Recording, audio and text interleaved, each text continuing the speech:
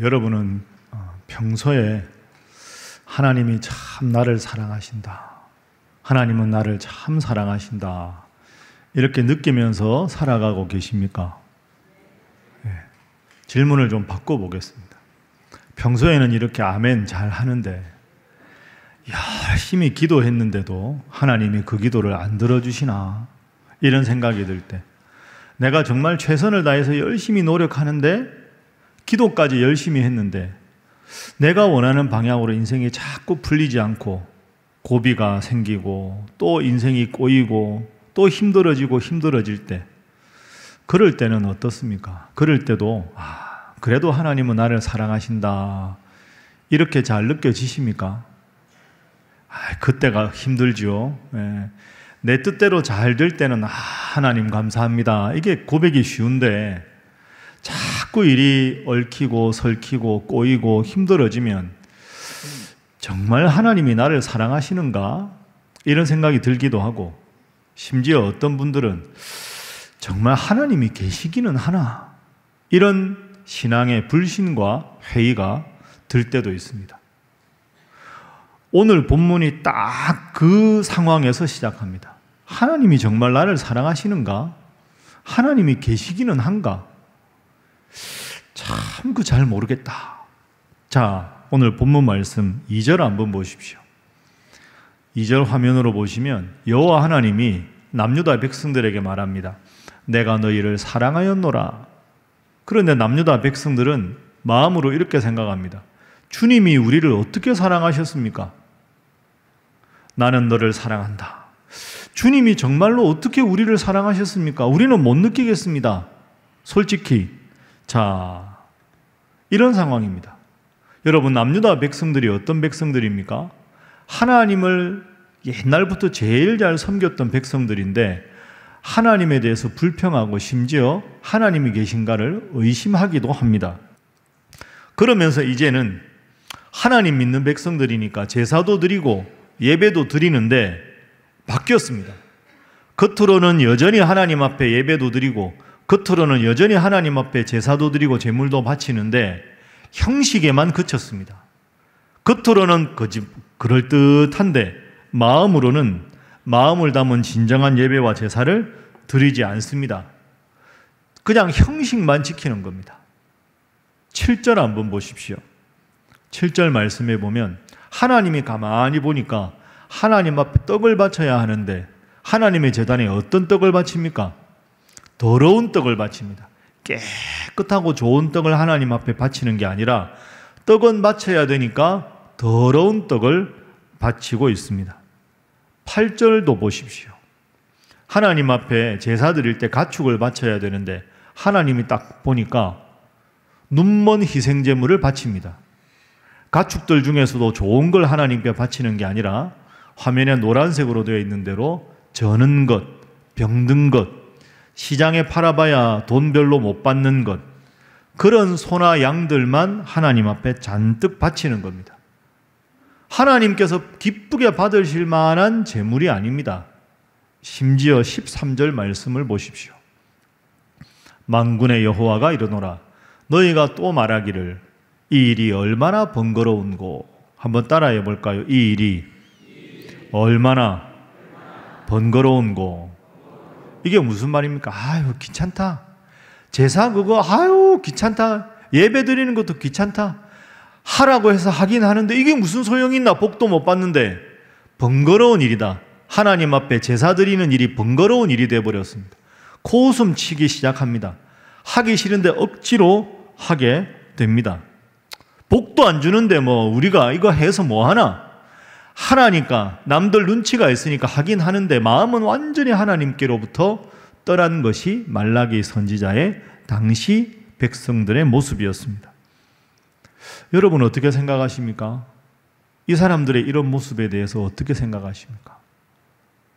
마음으로 대답해 보십시오. 혹시라도 여러분들이 지금 이런 모습은 아닙니까? 아니, 내가 원하는 때 내가 원하는 방법으로 하나님이 복을 안 주시니까 그래 뭐 예배당은 가자, 일주일에 한 번 가는 거, 늘 가는 거, 그냥 그렇게 형식은 갖추고 있는데 마음은 하나님으로부터 떠난 이 남유다 백성들이 혹시라도 여러분의 지금 모습은 아닌가, 이런 생각을 우리가 해보아야 합니다.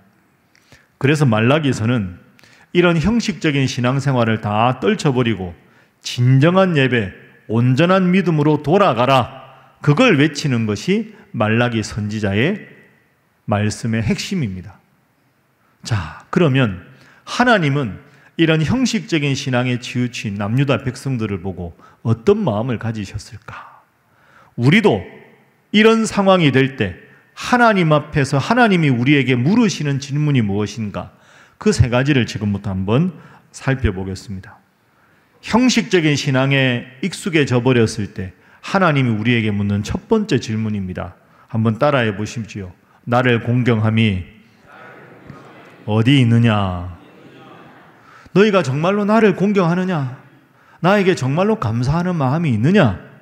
하나님이 물으십니다. 여러분에게 오늘 물으십니다.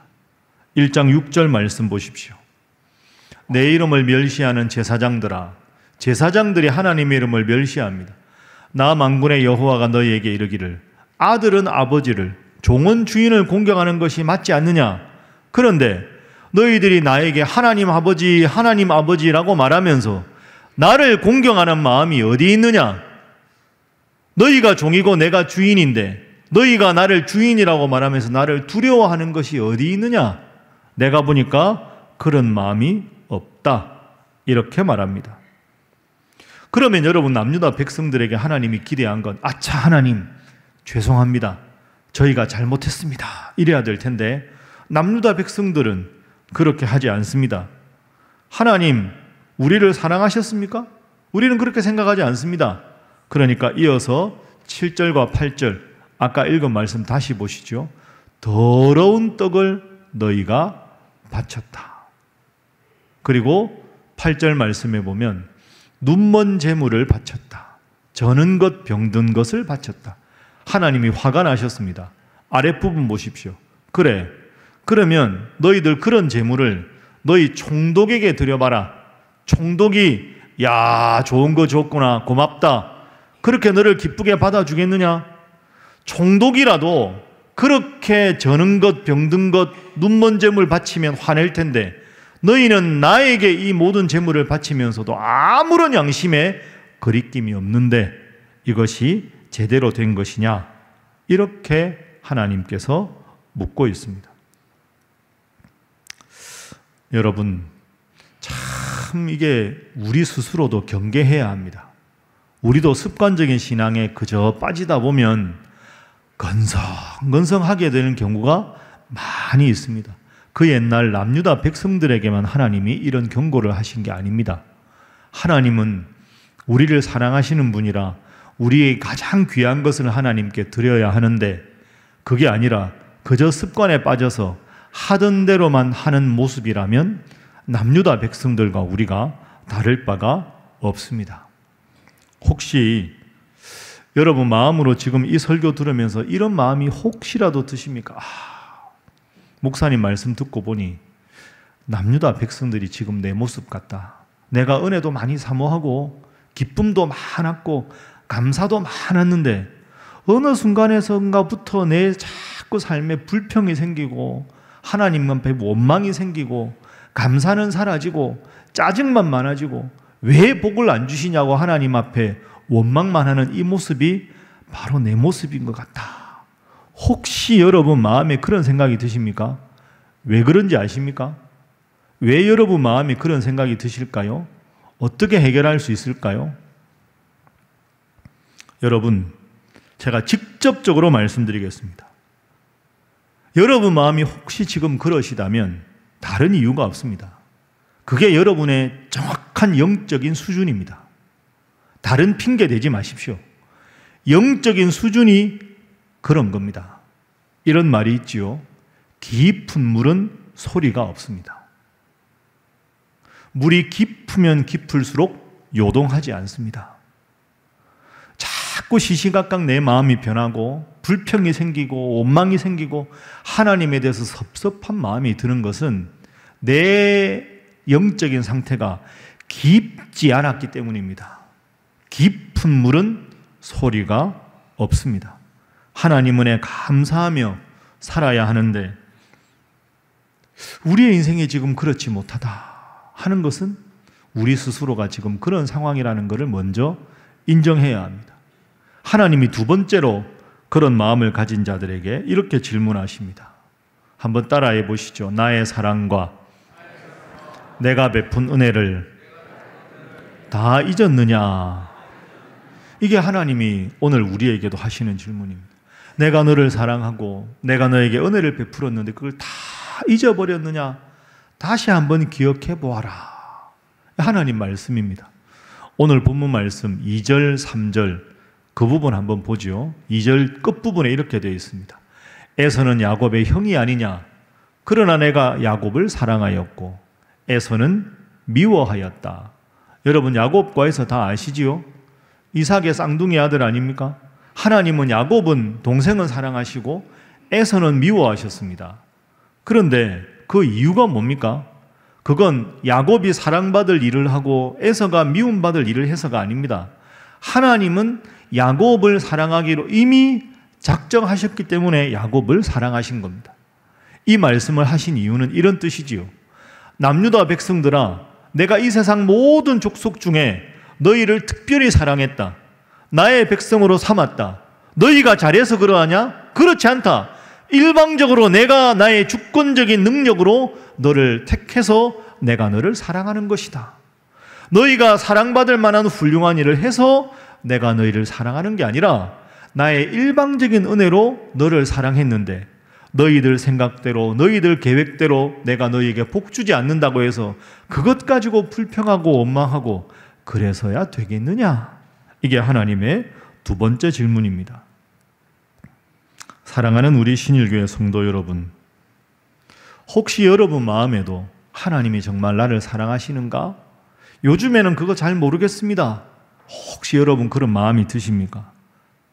그런 마음이 드실 때마다 잘 생각해 보십시오. 제가 여러분들에게 자주 말씀드립니다. 이 세상에서 제일 큰 기적이 무엇입니까? 이스라엘 백성들이 출애굽할 때 홍해를 하나님이 갈라서 그 바다를 마른 땅처럼 건너간 것, 그 제일 큰 기적이 아닙니다. 예수님이 죽었던 나사로를 살린 것, 그게 제일 큰 기적이 아닙니다. 제일 큰 기적은 여러분들이 하나님 믿어서 오늘 이 예배당에 나와서 예배드리는 것인 줄로 믿습니다. 여러분 생각하면 이보다 더 큰 기적이 없습니다. 여러분 예수님이 우리나라 사람입니까? 여러분 예수님 한 번이라도 보신 적이 있습니까? 그 옛날 2000년 전에 저 유대 땅에 살았던 33년의 짧은 인생을 살았던 그 한 청년이 하나님의 아들이고 나의 구원자라는 믿음을 가지고 2000년 후에 여러분이 이런 시간에 하나님 앞에 나와서 예배를 드리는 거, 이게 어떻게 논리적으로 설명하겠습니까? 하나님이 나를 나의 하나님으로, 예수님을 나의 구원자로 믿을 수 있는 마음을 주셨기 때문에 우리가 지금 이 자리에 있는 줄로 믿습니다. 마지막 하나님 세 번째 이렇게 질문을 하십니다. 한번 따라해 보시죠. 내가 복을 쌓을 것이 없도록 붙지 아니하나 보라. 내가 복을 안 준다고? 좋다 그래. 내가 지금부터 복을 주겠다. 복을 쌓을 곳이 없도록 내가 복을 부어주겠다. 한번 봐라. 하나님께서 당당하게 거침없이 말씀을 하십니다. 여러분 지금 문제는 뭡니까? 하나님이 문제가 아니라 남유다 백성들이 문제 아닙니까? 남유다 백성들이 조바심 내서 하나님에 대해서 원망하고 불평하고 있는 거죠. 그러니까 하나님 말씀하십니다. 3장 7절 말씀 한번 보시죠. 만군의 여호와가 이르노라. 너희 조상들의 날로부터 너희가 나의 규례를 떠나 지키지 아니하였도다. 그런즉 따라합니다. 내게로 돌아오라. 그리하면 나도 너희에게로 돌아가리라. 내게로 돌아와라. 다시 나의 은혜 감사해라. 그러면 나도 너희에게 돌아갈 것이다. 나에게 돌아와라.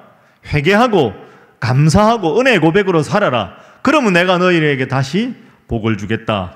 이렇게 약속하셨습니다. 자, 그렇게 말하면 주여 알겠습니다. 이래야 되는데 그 7절 제일 밑에 보십시오. 우리가 어떻게 하여야 돌아가겠습니까? 아니 뭐 별로 잘못한 게 없는데 하나님 뭘 자꾸 돌아오라고 하십니까?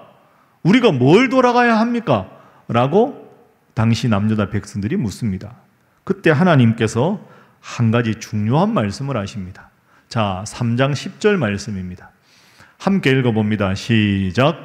만군의 여호와가 이르노라 너희의 온전한 11조를 창고에 들여 나의 집에 양식이 있게 하고 그것으로 나를 시험하여 내가 하늘 문을 열고 너희에게 복을 쌓을 것이 없도록 붙지 아니하나 보라. 아멘. 너희의 온전한 11조를 바쳐라. 온전한 11조를 바치되 저는 것, 병든 것, 형식적인 것 말고 가장 값지고 좋은 것을 나에게 바쳐보아라. 그러면 내가 하늘 문을 열고 복을 쌓을 것이 없도록 붙지 않는지 확인해 보아라. 너희들이 먼저 태도를 고쳐라. 하나님이 이렇게 말씀하셨습니다. 이런 말이 있습니다. 돈주머니가 회개하지 않는 회개는 진정한 회개가 아니다. 가만히 들어보면 진짜 맞는 말 아닙니까? 주여 회개합니다 하는데 인생에 가장 애지중지하는 게 입술의 고백이 아니라 우리의 돈은 아닌가 한번 깊이 생각하게 하는 그런 구절입니다. 여러분, 오늘 하나님께서는 형식적인 신앙생활에 대해서 꾸짖으면서 한 가지 딱 예를 들어서 말씀하신 것이 11조입니다. 그런데 만약에 10분의 1을 바치는 것이 아직 마음이 불편하다, 나는 아직 힘들다, 손이 부들부들 떨린다, 혹시 그러시면 죄송한데 그것은 오늘 본문에서 하나님 앞에 바치면서 더러운 떡을 바치고 눈먼 희생을 드리고 저는 것 병든 것을 바친 남유다 백성들의 모습과 다를 바가 없습니다. 여러분, 솔직히 11조 하기 힘드십니까? 아직 11조 하려다 보면 마음이 불편하십니까? 부부가 11조 문제로 다투십니까? 그럼 아직 안 하셔도 됩니다. 부부가 이 일을 놓고 충분히 기도하고 대화하십시오. 그러나 한 가지는 반드시 기억하십시오.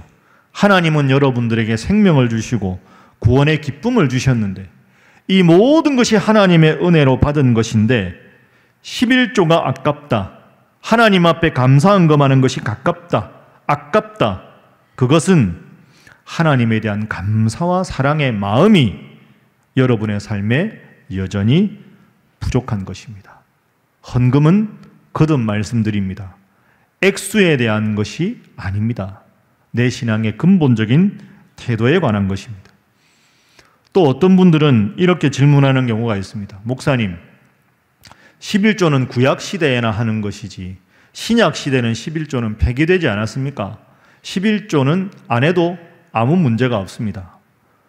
신앙의 근본 원리를 정확하게 아셔야 합니다. 예수님 말씀을 한번 볼까요? 마태복음 23장 23절입니다. 화 있을진저 외식하는 서기관들과 바리새인들이여, 너희가 박하와 회향과 근체 11조는 들이되 율법에 더 중한 바 정의와 긍휼과 믿음은 버렸도다. 그러나 이것도 행하고 저것도 버리지 말아야 할지니라. 예수님 말씀하셨습니다. 11조는 바치는데 삶이 수반되지 않은 것은 문제다. 예수님이 밑에 뭐라고 하셨습니까? 이것도 행하고 저것도 버리지 말아야 한다. 신약 시대에도 여전히 예수님은 11조가 중요하다고 말씀하셨습니다. 제가 아는 목사님 중에서 아주 열심히 목회를 하셔서 후배들에게 정말 신앙에 귀감이 되는 목사님이 있습니다. 근데 그 목사님 친구분들하고 한번 모임을 가지셔야 되는데 다들 목회하느라 너무너무 바쁘신 분인데 행정 목사님한테 부탁을 한 겁니다. 어느 목사님께 연락해서 몇 날 며칠에 꼭 약속을 좀 잡아달라고 그렇게 이제 연락을 했어요. 근데 부목사님이 그 말씀을 듣고 마음에 부담이 된 겁니다. 아유, 목사님 친구 누구누구 목사님 전부 바쁜 분들인데 야, 그 시간에 만나기가 진짜 어려울 것 같은데 부담스러운 마음으로 전화를 드렸다는 거죠. 근데 희한하게 다 바쁘신 분들인데 다 그 시간에 전부 가능하다고 약속을 아주 쉽게 잡았다는 겁니다. 그러니까 행정 목사님이 담임 목사님께 목사님 집회 끝나고 오셨을 때 목사님 잘 됐습니다.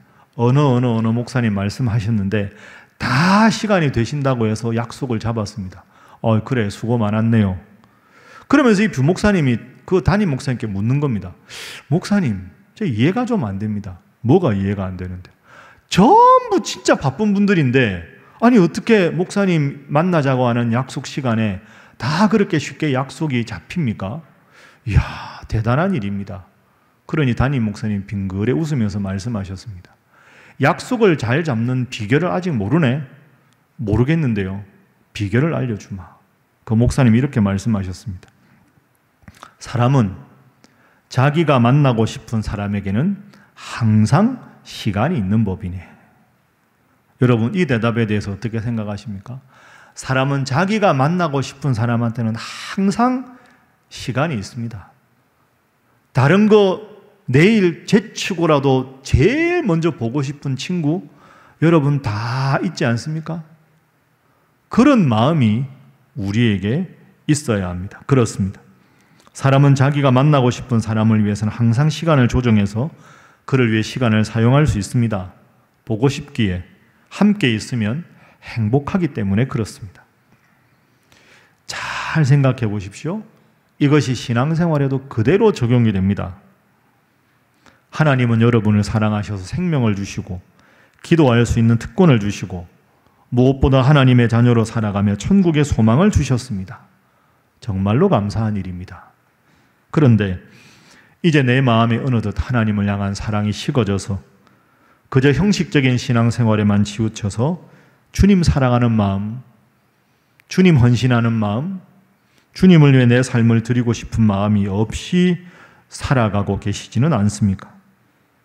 주님을 향한 헌신과 봉헌에 아까운 마음이 든다면 스스로의 신앙을 깊이 돌아보아야 하지 않겠습니까? 프란시스 사비에르라고 하는 16세기 스페인의 훌륭한 선교사님이 있습니다. 포르투갈 요한 3세 왕의 요청으로 왕의 파송을 받아서 그 포르투갈에서 이쪽 중국과 일본, 인도까지 아시아 지역에 열심히 선교했던 분입니다. 그래서 프란시스 사비에르 선교사를 이른바 동양 선교의 선구자라고 부르고 있습니다. 그런데 사비에르 선교사님이 열심히 복음을 전하다가 이제 거의 나이가 들어서 임종의 순간이 왔습니다. 자기를 동양의 복음을 전하라고 파송한 왕에게 마지막으로 임종 전에 편지를 씁니다. 요한 3세에게 편지 중간에 이런 내용을 씁니다.